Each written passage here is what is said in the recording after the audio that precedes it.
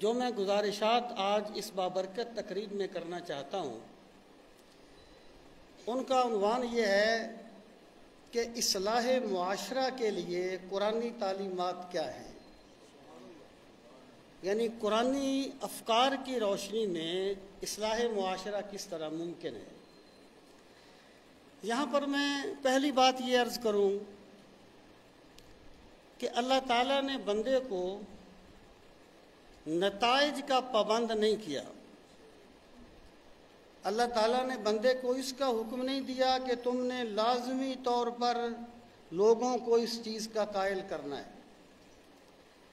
اللہ تعالیٰ نے بندے کو صرف کوشش کرنے کا مکلف کیا ہے۔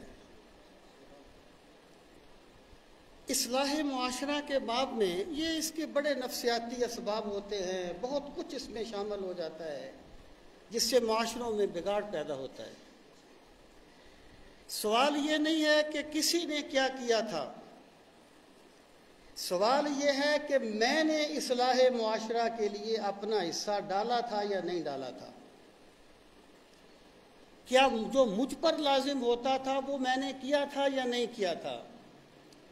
اگر کسی بھی معاشرے کے لوگ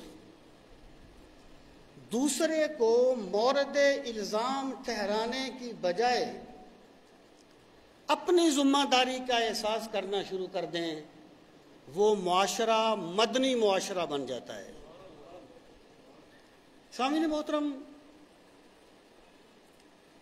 انسان جو ہے نا یہ اپنی جبلت کے اعتبار سے معاشرتی ہے۔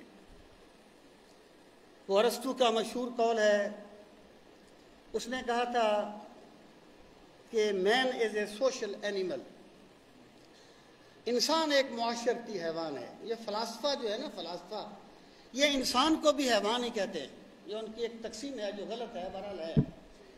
وہ کہتے ہیں انسان بھی حیوان ہے لیکن انسان حیوان ناطق ہے، بات کرتا ہے۔ گھوڑا حیوان ناہق ہے، ہنہناتا ہے۔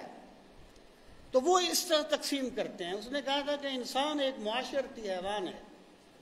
مطلب اس کا کیا ہے کہ انسان ایک ایسی مخلوق ہے جو اپنی جبلت کے اعتبار سے معاشرہ کے بغیر نہیں رہ سکتی۔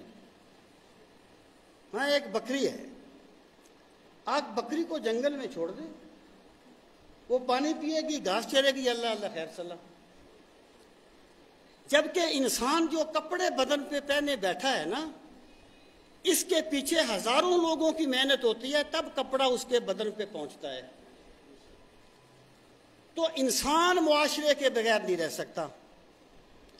جس طریقے سے سمندر قطروں سے بنتا ہے، معاشرہ انسانوں سے بنتا ہے۔ ہر فرد ہے ملت کے مقدر کا ستارہ۔ اگر ہر بندہ اپنا احساس نہیں کرے گا پھر اس کا نتیجہ وہی ہوگا کہ جو وہ پورا تالاب پانی سے بھر گیا تھا، اس نے کہا تھا میں گلاس ڈال دیتا ہوں پانی کا، باقی دودھ ہی ڈالیں گے نا، تو پورا تالاب جو تھا وہ پانی سے بھر گیا تھا۔ سامعین محترم، قرآن کریم اللہ تعالیٰ کی ایسی کتاب ہے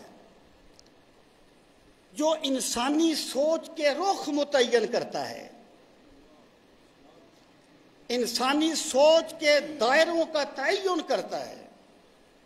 اور قرآن مجید کیا انسان کے ساتھ جو تعلق ہے وہ صرف برکت کا تعلق نہیں ہے،